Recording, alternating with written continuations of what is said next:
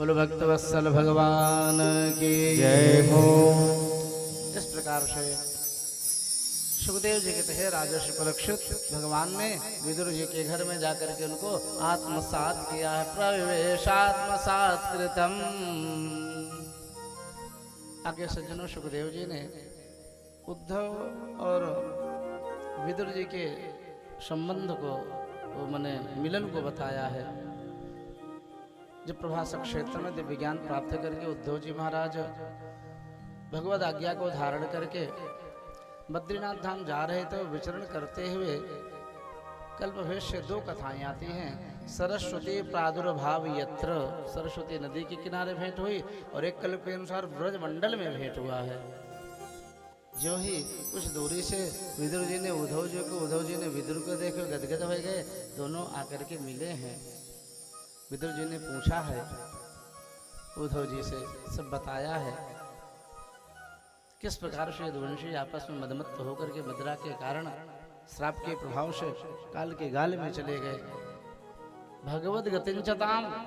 और इतना ही नहीं, उद्धव जी ने यह भी बताया है, हे काका विदुर जी, भगवान धराधाम छोड़ने से पहले आपका स्मरण कर रहे थे और उन्होंने हमें बहुत ही दिव्य अद्भुत अविनाशी ब्रह्म तत्व का ज्ञान, भागवत का ज्ञान दिए हैं। उद्धव जी महाराज से हाथ जोड़ करके विदुर जी कहते हैं, कृपा करके वह भागवत तत्व का ज्ञान मुझे भी दीजिए जो भगवान ने आपको दिया है। और प्रभु ने उस समय मेरा स्मरण किया, यह सुन करके विदुर जी महाराज गदगद हो गए, आंखों से प्रेमाश्रु झरने लगे हैं। अंतिम समय में भगवान जिस भक्त को स्मरण करे वो कोई साधारण नहीं होगा आचार्य जी। उद्धव जी ने कहा, भगवान की आज्ञा हुई थी मैत्रेय जी को, आप मित्रा सुता के मुनि मैत्रेय महर्षि से हरिद्वार में गंगा के तट पर तपस्या में रत हैं, भजनस्थली बनाए हुए हैं, आप वहीं पर चले जाओ, आपको भगवान के द्वारा प्रदत्त दिव्य ज्ञान वही प्रदान करेंगे, उनकी आज्ञा हुई है। संक्षेप में उद्धव जी ने द्वारका लीलाओं का वर्णन किया है, भगवान की करुणा आदि का वर्णन किया है। उद्धव जी महाराज मैत्रेय जी के पास गए हैं और प्रश्न किए हैं,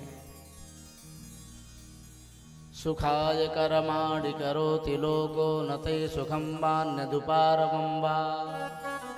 हे गुरुदेव, संसारिक व्यक्ति सुख के लिए कर्म करता है, सुख तो उसे ठीक से मिल नहीं पाता है, उससे विपरीत उसे दुख मिलता है। जैसे उदाहरण, कोई व्यक्ति मन में विचार करता है, हमारे पास 20 लाख रुपया है, सुंदर सा अच्छा एक बंगला बना लें। अब बंगला बनाने बेचारा चला, उसी समय कोई अनहोनी हो जाती है, शटरिंग टूट गई, कई मजदूर दब के मर गए, लेने के देने पड़ गए, भैया ऐसे से ऐसा हो गया। बेचारा सुख के लिए उद्यम करता है, सुख तो मिलता नहीं, उससे पहले दुख मिल जाता है। इसका कारण क्या है? एक ही श्लोक में मैत्रेय जी ने बड़े ऊंचे भाव को दिया है।